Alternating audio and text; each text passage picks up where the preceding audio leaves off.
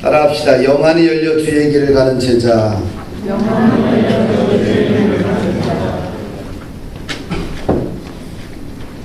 오늘 사실 맥주 감사절이죠.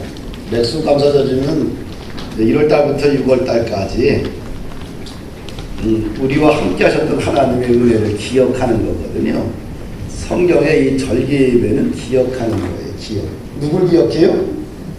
하나님이 내 인생 가운데 어떻게 은혜를 베풀어 주셨는지 그걸 기억하는 거예요. 그래서 절기가 이스라엘 역사를 보게 되면 1년간 절기가 꼭 껴 있어요. 그 절기는 뭐냐? 여호와 하나님을 기억하는 거예요. 할렐루야. 그런데 이 본문하고 좀 맞지 않죠? 왜 맞지 않느냐? 7월, 8월 달 목회 계획 중에 가장 중요한 계획이 뭐냐? 후반기 목장을 좀 견고하게 세우자. 그래서 7월 첫째 주부터 시작이 돼야 되기 때문에 본문 누가복음 24장을 선택을 했어요. 누가복음 24장은 이 목장 예배, 소그룹 예배의 아주 스탠다드예요. 기준이요. 그래서 내가 이 본문을 읽고 은혜를 참 많이 받았어요. 그래서 내가 쓴 책에 이거를 꼭 집어넣었어요. 왜? 이게 스탠다드니까. 이것만큼 24장 13절 이하만큼 완벽하게 소그룹 모임의 핵심을 아주 키워드를 딱 정확하게 제시한 데가 거의 없지요. 여기밖에 없어요. 그래서 우리가 목장 예배를 때 어떻게 드려야 되느냐? 24장 예수님이 하신 방식을 그대로 따라하면 됩니다. 아멘? 오늘 본문은 이렇게 시작이 되죠. 2명의 제자들이 예루살렘에서 엠마오로 내려갑니다. 그래서 엠마오로 내려가는 그 과정에서 일어난 사건이에요. 2명의 제자와 예수님, 부활하신 예수님이 만나서 일어난 사건들이겠죠. 근데 왜 제자들이 엠마오로 내려갔느냐? 예수님은 그 당시에 이스라엘 사회의 슈퍼스타예요. 떠오르는 태양입니다. 한마디로 성공의 동아줄이겠죠. 예수님은 각색 병든 자를 다 고쳤어. 뭐로? 말씀으로. 문둥병자를 말씀으로 고치고요, 시각장애인을 또 고치고요, 귀머거리를 말씀으로 고치고, 그 다음에 자연을 통솔하시고요, 죽은 자를 살리시고, 세리와 창녀들을 친구가 되어주시고요. 하여튼간 예수님은 이 조그만 유대 사회에, 이스라엘 사회에 위대한 태양이었습니다. 그것뿐입니까? 물고기 2마리와 보리떡 5개로 5,000명을 먹이고 12광주리가 들판에서 기적같은 역사가 일어났어요. 제자들에게 있어서는 예수님은 최고의 동아줄입니다. 12제자만 있겠어요? 예수님 주변에는 많은 여인들도 있었어요. 또 예수님 주변에는 120명의 또 제자들 따로 있었어요. 70명의 제자들 따로 있었습니다.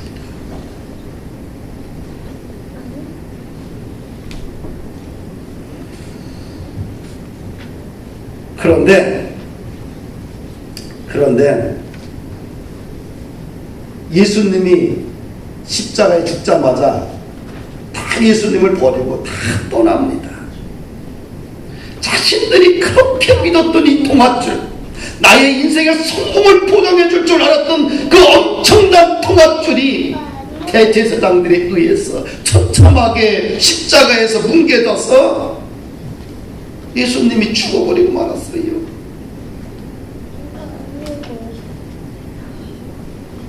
이제는 예수님을 믿는다는 말 한마디 했다가는 똑같은 처벌을 받을까봐 두려워서 벌벌 떨면서 예루살렘을 떠나 각자 고향을 막 흩어지는 거지요. 12제자뿐만 아니라 그 주변에 있던 제자들도요. 엠마오로 내려가는 제자가 12제자 속에 포함되지 않았지만 그들도 예수님 곁에 있었던 아주 확실한 제자 중에 한 사람들이었을 겁니다. 그런데 이 부활하신 예수님이 불안과 염려로 가득 차서 고향으로 내려가던 두 사람들 사이에 동행하게 됩니다. 16절 말씀을 함께 보십시다. 같이 한번 읽어볼까요? 16절 말씀 시작.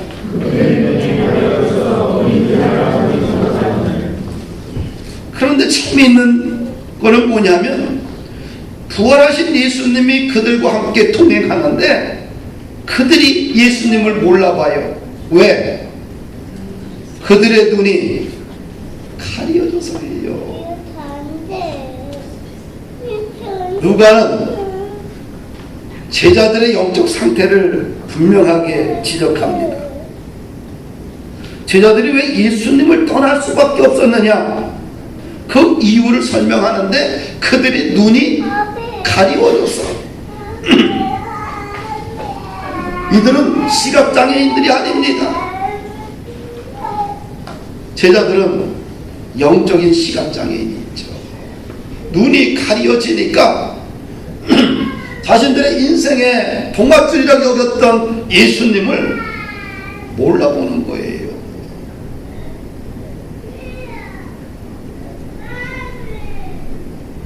자살, 인생의 밑바닥으로 떨어지게 되면, 희망이 사라지게 되면 사람들이 뭘 해요? 자살. 근데 똑같은 상황 속에 어떤 사람은 살자라고 이야기하잖아요.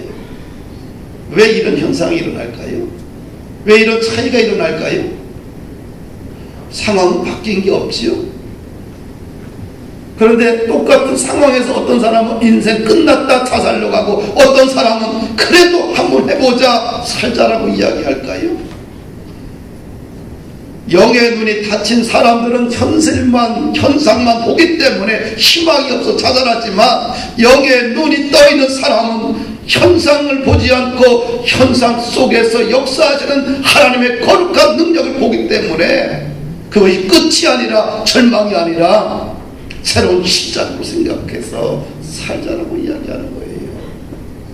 할렐루야. 똑같은 상황인데 어떤 사람은 포기하고 절망 가운데 포기합니다. 근데 어떤 사람은 똑같은 상황 속에서 그래도 한번 해보자 믿음으로 도전해요. 그 왜 그 차이가 일어날까요? 그 차이는 분명합니다. 뭐 때문에? 영의 눈이 떠지면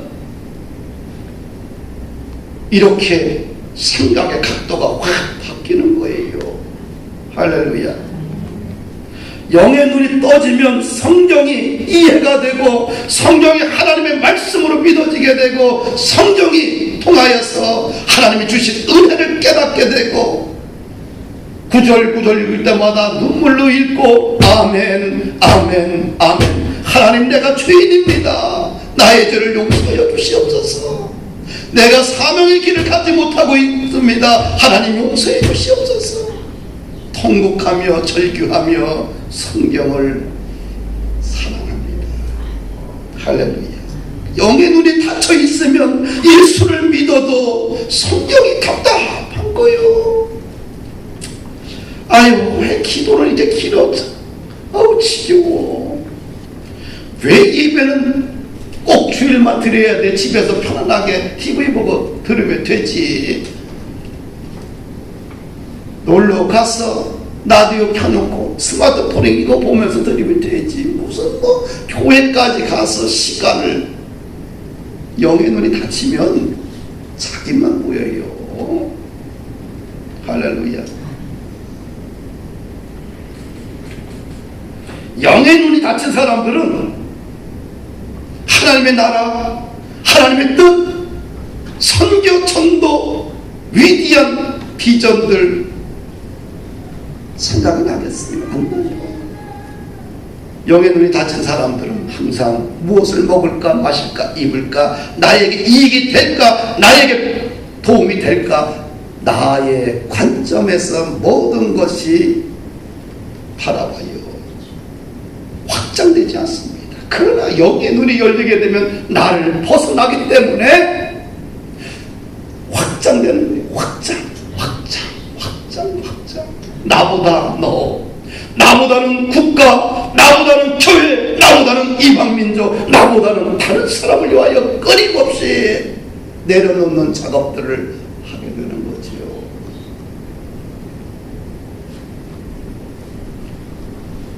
영적인 눈이 열리게 되면요, 일단은 사람이 믿음의 사람이 되어버려요. 비전의 사람이 되어버려요. 소망의 사람이 되어버리고 늘 사명을 이야기를 해. 할렐루야.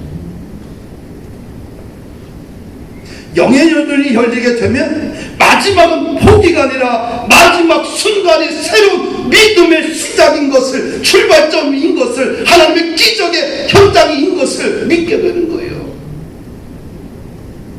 영의 눈이 열리면 비바람이 몰아치는 폭풍의 한가운데서 하나님의 은혜를 찬양하고 기뻐하게 돼요. 할렐루야. 왜? 이 어두운 밤이 지나면 하나님이 내 인생 가운데 새로운 아침을 주시기 때문에 그렇습니다.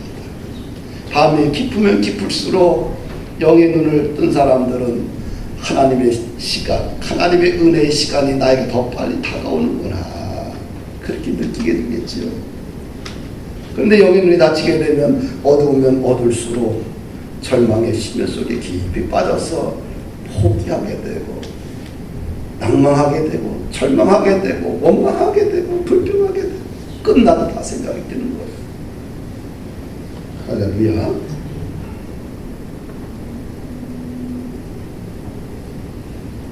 우리가 이 땅에 태어난 것 그 자체만 해도 신정환 집사님 축복의 인자를 가지고 태어난 거예요. 그렇지? 네.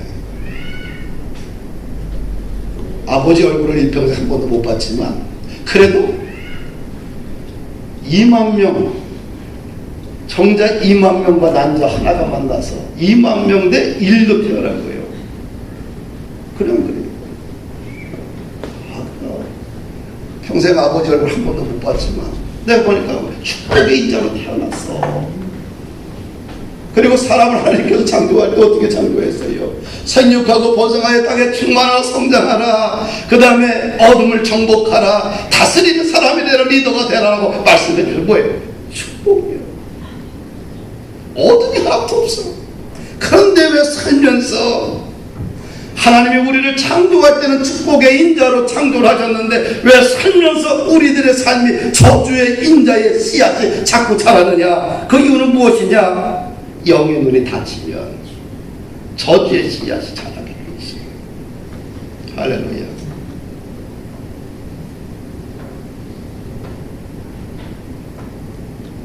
오늘 본문에 보게 되면 이 두 사람은 영의 눈이 닫혀가지고 어떻게 돼요? 예수님이, 부활하신 예수님 옆에 있는데도, 매일 봤던 그 예수님인데도 얼굴을 못 알아보는 거예요. 사업을 하더라도 말입니다, 영의 눈이 열려야지만 저게 알곡인지 가라지를 구분할 수가 있어요.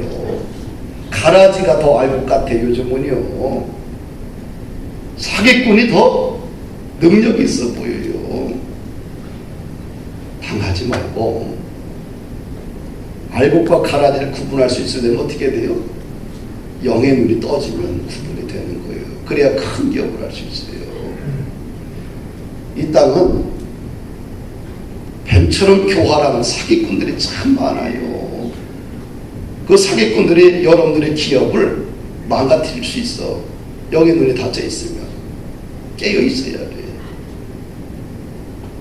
우리 학생들도, 청년들도 깨어 있어야 돼. 친구가 2단인지 3단인지 모르고 친구 따라 강남 간다고 그러면 안 되는 거예요.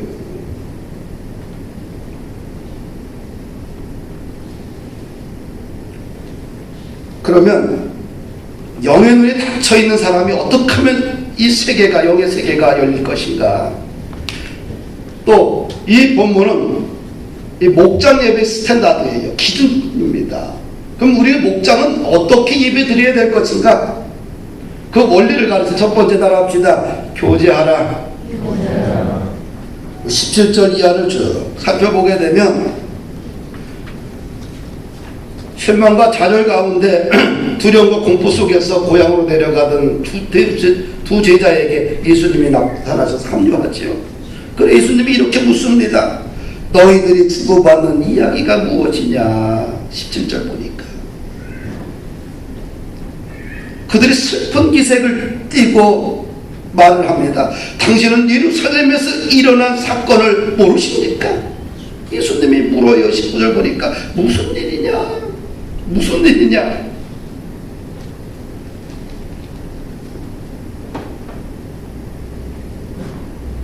제자들이 말을 하지요. 이 나사렛 예수님은 하나님과 백성들 앞에서 말과 삶이 능한 선지자인데 대제사장과 관리들이 그를 사형 판결하고 죽였다는 거예요. 우리들은 그를 이스라엘의 속량자, 구원자로 여겼는데 그분이 죽은 지 벌써 3일이 되었다는 거예요. 그런데 소문에 의하면 어떤 여자가 새벽에 예수님의 무덤에 갔더니 예수님은 안 계시고 천사가 말하기를 예수님이 부활하셨다고 이야기하더라. 근데 우리들 친구들 중에 가봤더니 무덤에 가봤더니 예수님은 없고 무덤만 빈 무덤만 있더라. 예수님의 시체도 보지 못했다. 예수님이 그들 가운데 끼어서 뭘 교제하는 거죠. 왜 너희들이 얼굴이 그렇게 슬퍼 보이냐? 왜 불안해하느냐? 왜 두렵냐? 교제지요. 그 목장 예배에서 뭘 해야 되느냐? 성도와 교제겠죠.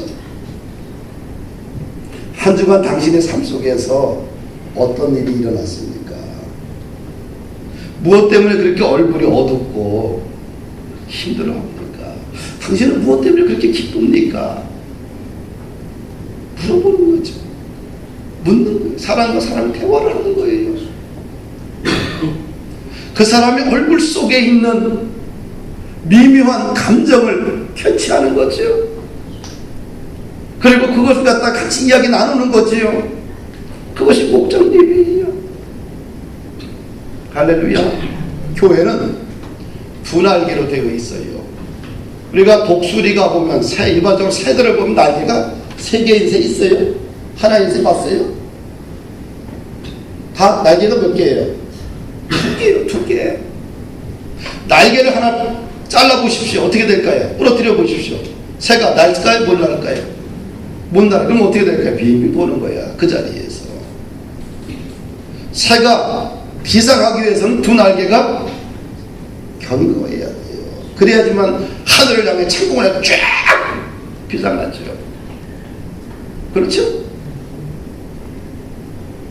교회는 두 날개로 되어 있어요. 예배가 있어요. 예배 뭐냐? 주일 예배가 있어. 주일 예배. 주일 예배는 대그룹 예배라고 그래요.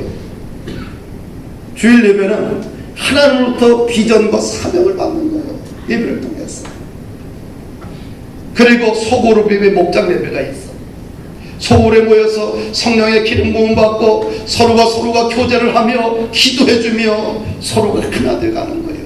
이렇게 두 날개가 견고할 때 교회가 비상하게 돼요. 할렐루야. 이렇게 두 날개가 견고할 때 교회는 부흥하게 되고 복음은 강력하게 흘러가게 됩니다. 목장에서 교제하는 거예요.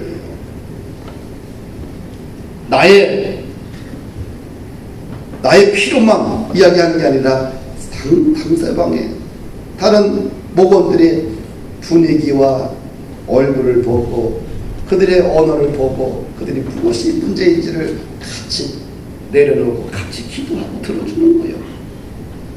두 번째로 목장에서는 말씀을 가르쳐야 돼요. 예수님이 그들의 문제를 파악하고 나서 그 다음에 25절 이하를 보니까 예수님이 그들에게 말씀을 가르쳐요. 25절 27절 말씀 함께 읽습니다. 시작. 일어나고 선지자들이 말한 모든 것을 마음에 두시는 들고 스스로가 이런 고난을 받고 자기의 영광에 들어가야 할 것을 아느냐 하시고 이에 모세와 모든 선지자의 글을 시작하여 모든 성경에 쓴 바 자기의 관한 것을 자세히 설명하신다. 아멘. 예수님께서 성경에 기록된 자기에 관한 모든 것을 자세히 제자들에게 설명을 해요. 기본적으로 세상에 때가 묻게 되면 우리의 신앙이 좀 더 느슨해지고 타락하게 돼요. 그리고 세상에 때가 묻게 되면 예수님의 말씀을, 성경을 잘 믿지 않습니다. 그러면서 말씀보다는 자신이 주장하는 신앙을, 믿음을 믿으려고 해요. 그래서 그것이 타락의 이제 시초가 되게 됩니다. 사사시대의 타락의 결과를 보니까 모든 백성들이 자기의 소견에 옳은 대로 행하였더라. 이것이 비극이잖아요. 그래서 우리가 신앙생활을 할 때 중요한 것은 목장에서 예배를 드릴 때 내가복음으로 전부 다 무장되어 있어요. 자기가 생각하는 믿음이 기준이 되어버렸어. 그것을 성경의 말씀으로 대치시켜주는 거예요. 너는 이렇게 생각하지만 성경은 이렇게 이야기하고 있어. 그렇죠? 내가복음 가지고는 하늘의 은혜를, 하늘의 영광을, 예수님을 드러내지 못해요. 그래서 우리가 삶의 때로 인하여서 묻어있는 인본주의 신학과 다양한 것을 통하여서 묻어있는 이 때들을 성경의 말씀으로 다시 정결하게 갖고 해야 돼요. 우리가 성경에 보면 대충 하라는 말이 없어요. 적당히 하라는 말 하나도 없어요. 그렇죠? 예배 생활도 적당하게 대충, 주님을 사랑하는 것도 대충, 이웃을 사랑하는 것도 대충, 선교와 전도하는 것도 대충, 모든 걸 대충 하라는 말은 없어요. 적당히가 없어요. 대충과 적당히 해서 성공한 사람 아무도 없습니다. 성경은 기준은 대충이 아니에요. 목숨 걸고 하는 거예요. 할렐루야.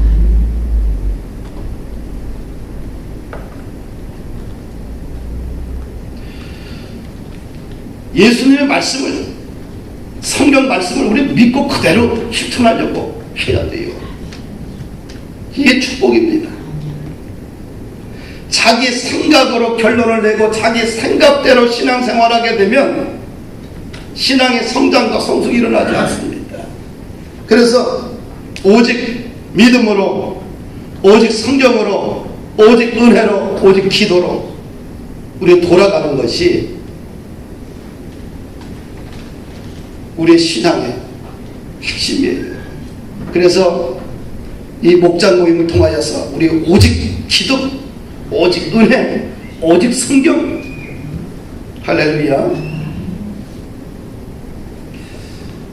이렇게 자세히 성경 말씀을 가르쳤더니 어떤 현상이 일어나느냐. 32절 말씀 읽습니다. 그들이 서로 말하되 길에서 우리에게 말씀하시고 우리에게 성경을 풀어주실 때에 우리 속에서 마음이 뜨겁지 않냐. 이 사람들이 어땠어요? 두려움과 염려와 공포로 예루살렘을 떠나 고향 엠마오로 갔어요. 가던 그런 사람인데 예수님과 만나 교제를 하고 말씀을 듣고 나니까 어때요? 성경을 풀어주실 때에 우리의 마음이 뜨거워지지 않느냐. 이렇게 말씀을 들으면 가슴이 뜨거워져. 교제만 하고 끝나면 안 돼요. 그 속에 뭐가 있어요? 성경이 있어야 돼. 말씀이 들어가야지만 심령의 변화가 찾아오고 식었던 가슴이 뜨거워지고 불안했던 내 삶이 다시 사라지고 염려와 공포가 다 사라져버리고 희망과 은혜로 기쁨으로 가득 채워지게 되는 거예요. 할렐루야. 식은 마음 갖고는 아무것도 못해요. 마음이 식은 사람에게 일을 맡겨보십시오. 일을 감당하겠어요? 마음이 식어 있는데 자녀가 공부하라고 공부가 되겠어요? 마음이 다 식어빠져 있는데 뭐 맡겨놓으면 맡긴 일 감당할 수 있겠어요? 안 되는 거예요. 누가 회사에서 일을 해요? 마음이 뜨거운 사람이 창조적인 일을 하는 거예요. 할렐루야. 가슴이 뜨거워지면 살아요. 하여튼간 이 몸이 차가워지면 죽어가는 거예요. 죽은 시체가 뜨겁습니까? 찹니까? 만져봤어요? 나는 만져봤잖아. 어느 순간 이제 갔어요. 영안실에 갔는데 영안실에 갔는데 꼭 예배를 드리는데 이게 영안실에서 좀 하잖아요. 그 염물하는데 꼭 그 죽어있는 손자 시체인데 꼭 안수를 해달래. 이게 부부관계가 안 좋고 자살했거나 이렇게 되면 상처가 많으니까 그 안수를 다 해. 차갑잖아요. 뜨거운 사람 없어. 아주 돌같이 차가워. 하면서 내가 이걸 지금 시체인데 이거 지금 뭐라고 있나. 이게 벌떡 살아나면 좋겠는데 살아나지도 않고. 그리고 예배 드리고 나와서 깜빡 잊어버리고 안 씻고 와서 밥을 먹어. 과일 손으로 까먹고 따보다 내 손을 안 씻었구나. 그럴 때가 가끔씩 있다니까. 내가 봤더니 죽어있는 시체를 만져보니까 다 차갑다는 얘기요. 근데 건강한 사람을 만져보니까 다 뭐예요? 따뜻하다는 거예요. 뜨겁다는 거예요. 참 사람이 일하는 게 아니요. 열정 있는 사람이 공부도 하는 거예요. 열정 있는 사람이 비전도 만들어내는 거예요. 열정 있는 사람이 사명을 죽음의 길을 가는 거예요. 할렐루야. 그게 가능할 수 있는 게 뭐냐? 말씀이에요. 말씀이 뭐냐? 하나님의 말씀은 살아있고 활력이 있어 좌우에 날선 어떤 검보다도 예리하여 혼과 영과 및 관절과 골수를 찔러 쪼개기까지 하며 또 마음의 생각과 뜻을 판단하신다. 하여튼간 말씀은 다 요리하는 거예요. 말씀은 다 살리는 거예요. 할렐루야.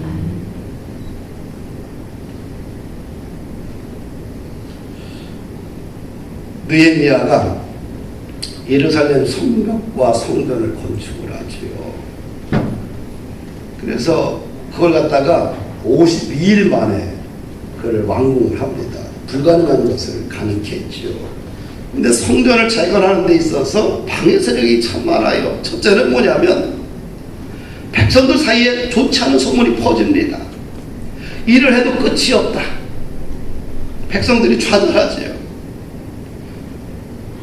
정신적으로 지쳐버립니다.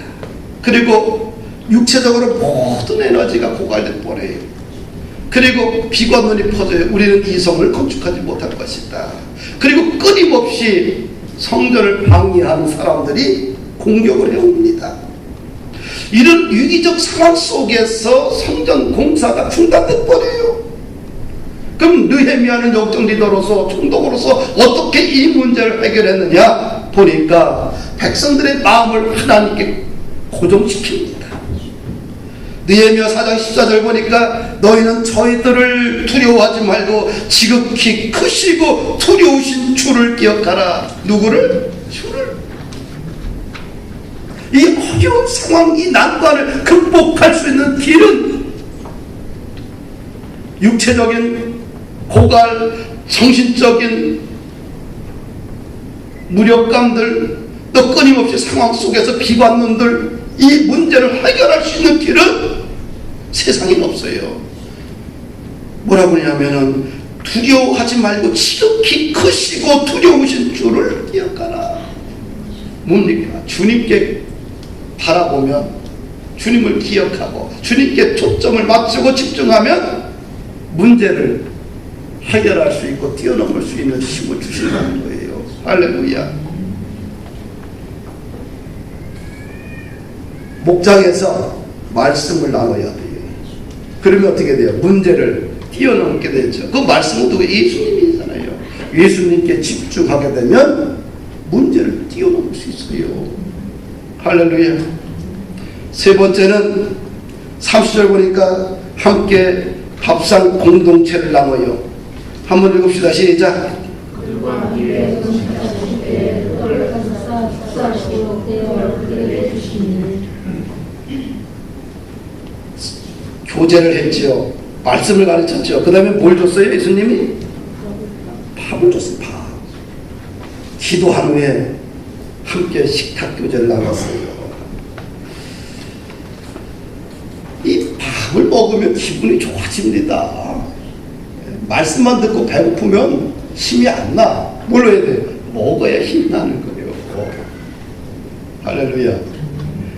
우리가 이 밥상 공동체는 누가 만들었느냐? 예수님이 만든 거예요. 또 부활하신 예수님이 베드로를 찾아가요. 갈릴리 호숫가로 베드로를 찾아갑니다. 그리고 그에게 어떻게 돼요? 밥을 먹여. 그리고 네가 나를 사랑하느냐? 사랑합니다. 그리고 그에게 사명을 줘요. 사명을 주기 전에 뭘 줬어요? 밥을 줬어요. 그래서 예수님이 이제는 승천하시고 나서 초대교회 성도들이 모여가지고 제자들이 모여서 뭐 했냐? 예배드린 후에 밥을 먹은 거예요. 뭘 먹었다고요? 밥을. 누가 만들었어요? 예수님이 창시자예요. 오늘날 예배드리고 나면 밤 12시 넘으면 뭘 줘요? 교회에서 밥을 줘. 돈 받아 안 받아요? 그냥 주는 거예요. 왜? 우리가 만든 게 아니라 누가 만들었어요? 예수님이 만든 거예요. 그래서 예수님이 최초로 만들었고, 이것을 초대교회가 성도들이 그 예배 끝나고 나서 밥을 먹으면서 예수님을 생각하는 거야. 예수님이 제자들에게 밥을 주셨구나.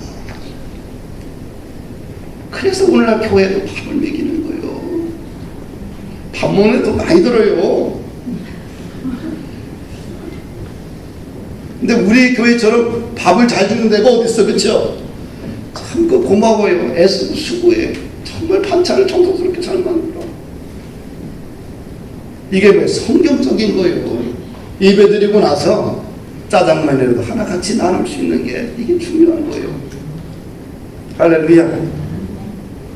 그렇게 밥을 먹고 나니까 제자들이 어떻게 바뀌냐, 그 결과를 보십시다. 31절 말씀 함께 읽을까요? 그들이 눈이 밝아져 그인 줄 알아보더니 예수는 그들에게 보이지 아니하느니라. 뭐가 됐어요? 눈이 밝아진 거예요. 영안이 열린 거예요. 할렐루야. 밥을 먹으니까 영안의 눈이 열렸어. 네? 영안이 열려야지만 인생이 세워져요. 하나님이 만드신 제도가 두 개잖아요. 가정과 교회잖아요. 가정은 밥을 먹고 교회도 밥을 먹는 거예요. 가정은 윤리를 위한 밥을 먹고 교회는 영적인 밥을 먹는 거예요. 하여튼간 먹어야 산다. 육신을 위해서도 먹어야 살고 영을 위해서도 먹어야 산다. 먹으면 관계가 회복되고 영의 눈이 열리는 거예요. 할렐루야. 그 다음에 두 번째 결과 33절 35절 말씀을 읽습니다. 시작. 예루살렘에 돌아가 보니 그간 사람의 그들과 함께한 자들이 모여있어 바라기를 주께서 가장 사랑하시고 그에게 보셨다는 자 사람의 길에서 이들과 예수께서 먹어주시고 자기에게 알려주신 것을 전하더라. 교제하고 말씀 듣고 밥을 먹고 나니까 이들이 어떻게 행동이 바뀌었어요? 그때로 일어나. 이게 중요해. 어디로 돌아갔어요? 예루살렘으로 돌아간 거예요. 그 즉시 예루살렘으로. 뭐야? 사명을 포기했는데 사명의 장으로 돌아가잖아요. 할렐루야. 다시 죽음의 도시, 두려움의 도시, 공포의 도시로 그들이 거꾸로 가고 있어요. 이것이 왜 가능할까요? 영의 눈이 열리면 가능한 거예요. 누가 왜 죽음의 도시로 갑니까? 왜 자신이 가지고 있는 모든 기득권을 다 포기하고 선교사로 갑니까? 왜 많은 사람들이 자신의 모든 시간과 물질과 재능을 다 내려놓고 주님을 위해 충성하고 헌신합니까? 뭐가 열리면 가능해요? 영의 눈이 열리지 않으면 이것은 죽었다 깨도 못해요. 영의 눈이 열려야지만 내려놓을 수 있어요. 십자가의 길을 걸어갈 수 있고요. 주님의 길을 기쁨으로 감사함으로 걸어갈 수 있는 거예요.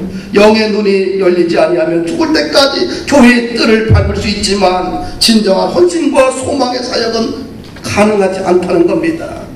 한국교회 누가 이끌어왔어요? 영의 눈이 열린 목회자와 성도들이 끌어온 거예요.